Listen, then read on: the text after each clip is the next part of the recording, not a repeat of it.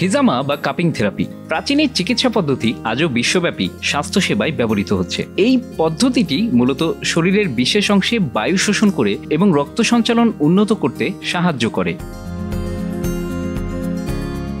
ইসলামের ইতিহাসে এটি একটি প্রচলিত চিকিৎসা ছিল, তবে এর ব্যবহার চীন, মিশর এবং অন্যান্য প্রাচীন সভ্যতাতেও পাওয়া গেছে। আধুনিক চিকিৎসা বিজ্ঞানে এর গুরুত্ব বাড়লেও এটি এখনো অনেকের কাছে একটি রহস্যময় প্রক্রিয়া হিসেবেই পরিচিত। হিজামার ইতিহাস খুব পুরানো এবং এটি ইসলামী চিকিৎসা বিজ্ঞানে গুরুত্বপূর্ণ স্থান অধিকার করে আছে। হিজামা শব্দটি আরবি থেকে এসেছে, যার অর্থ চাপ বা শোষণ করা।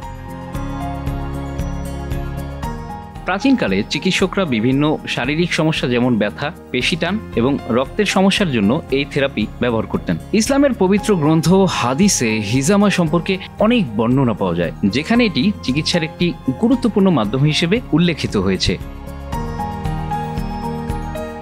হিজামা থেরাপি দুটি প্রধান ধরনের হয়ে থাকে: শুষ্ক কাপিং এবং ভেজা কাপিং। শুষ্ক কাপিংয়ে বিশেষ ধরনের কাপ বা গ্লাসের মধ্যে শূন্যতা সৃষ্টি করা হয় এবং তা শরীরের নির্দিষ্ট জায়গায় স্থাপন করা হয়। এটি রক্ত সঞ্চালন বাড়ায় এবং পেশির ক্লান্তি দূর করতে সহায়তা করে। অপরদিকে ভেজা কাপিংয়ে চিকিৎসক বিশেষ পদ্ধতিতে শরীরের ত্বকে ছোট ছোট কাট দিয়ে রক্ত বের করে নিয়ে আসে। এই রক্ত বের হওয়া শরীরের দূষিত উপাদানগুলোকে বের করে ফেলে এবং শরীরকে পুনরুজ্জীবিত করতে সাহায্য করে। মস্তিষ্কের নির্দিষ্ট অংশে রক্ত সঞ্চালন বাড়ানোর মাধ্যমে এই থেরাপি পেশি এবং জয়েন্টের ব্যথা কমাতে সাহায্য করে। হিজামার মাধ্যমে শরীরের রক্ত সঞ্চালন আরও উন্নত হয়, যা শরীরের অন্যান্য অঙ্গের কার্যক্ষমতা বৃদ্ধি করে। ভেজা কাপিং এর মাধ্যমে শরীর থেকে বিষাক্ত উপাদান বের হয়ে যায়, যা শরীরের অভ্যন্তরীণ সুস্থতা বজায় রাখতে সাহায্য করে। হিজামা থেরাপি মস্তিষ্কের উপর চাপ কমাতে সাহায্য করে এবং মনোসংযোগ বাড়াতে সহায়ক হয়। হিজামা অনেক সময় ঘুমের সমস্যায় আক্রান্ত মানুষদের জন্য উপকারী হতে পারে, কারণ এটি শরীরকে রিল্যাক্স করতে সাহায্য করে।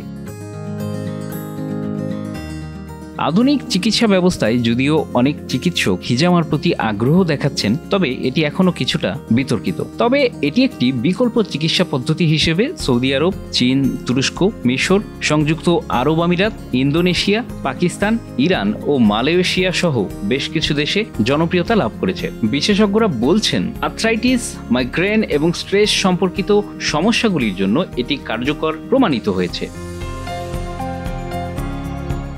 যদিও হেজামা থেরাপি অনেক উপকারিতা দিতে পারে, তবে এর সঠিক প্রয়োগ এবং চিকিৎসকের পরামর্শ অত্যন্ত গুরুত্বপূর্ণ। ভুল পদ্ধতিতে কাপিং করা বা অস্বাস্থ্যকর পরিবেশে এটি করা ঝুঁকিপূর্ণ হতে পারে।